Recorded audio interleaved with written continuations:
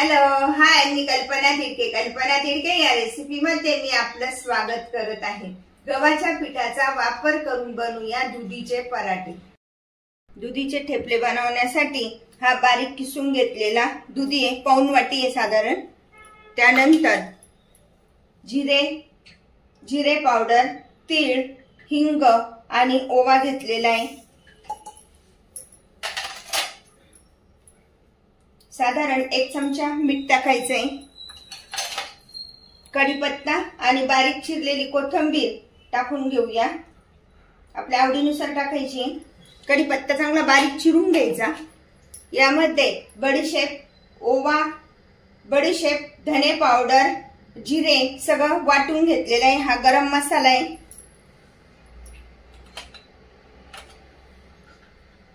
थोडासा लसूण, आलं आणि लसूण आहे। 2 चमचे रवा टाकायचा आहे।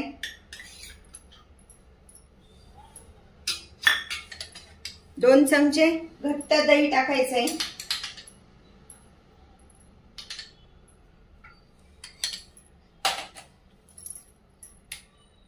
पाव चमचा हळद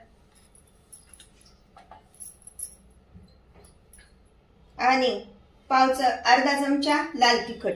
अशा पद्धतीचं साहित्य एकत्र करून घेऊया आणि यामध्ये मावेल इतकंच आपण यामध्ये पीठ टाकणार आहोत। अशा पद्धतीने एकत्र करून घ्यायचं। यामध्ये पाण्याचा वापर नाही करायचा आहे। गॅसवर साधारण 1 चमचा तेल गरम करण्यासाठी ठेवूया।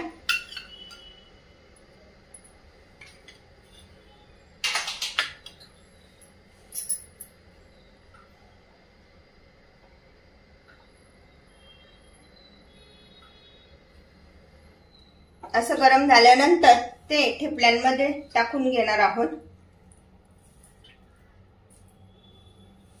आता हे सगळं साहित्य असं एकत्र करून त्यामध्ये मावेल इतकं आपण पीठ टाकून पिठाचेच ठेपले बनवतोय। दुधी आणि गव्हाचं पीठ, दुधीचं पाणी न काढता त्यामध्ये आपण हे पीठ भिजवलेलं आहे।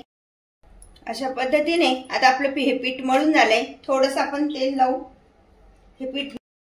गॅसवर आता आपण तवा तापत ठेवूया आणि इकडे पराठा लाटायला सुरुवात करूया। परत एकदा तेल लावून घेऊया।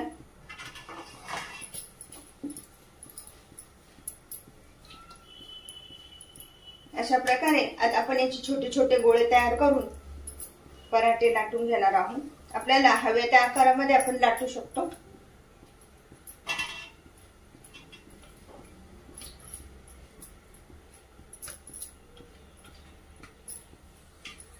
मुलं दुधी भोपळा खाण्याचा कंटाळा करतात, पण अशा प्रकारचे पराठे वगैरे बनवून जर खाऊ घातले तर मुलांना आवडतात। आपण पण मोठी माणसं पण टिफिनला वगैरे नेऊ शकतात। असं हे करून पोळीचा आकार करून पण आपण पराठे बनवू शकतो किंवा डायरेक्ट पण लाटू शकतो।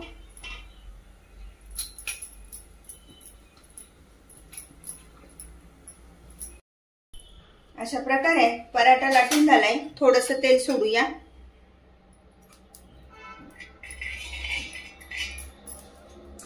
आणि पराठा तव्यावर टाकूया। अशा प्रकारे आता आपण सगळेच पराठे लाटून घेणार आहोत।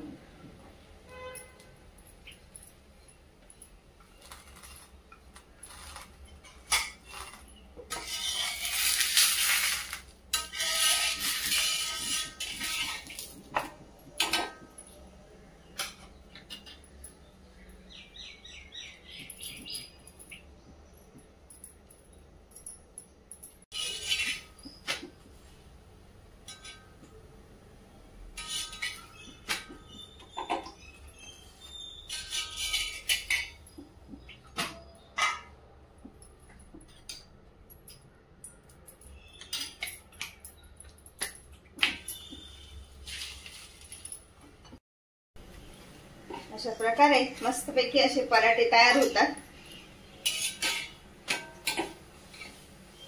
टम्म फुगणारे असे मस्त पराठे हे।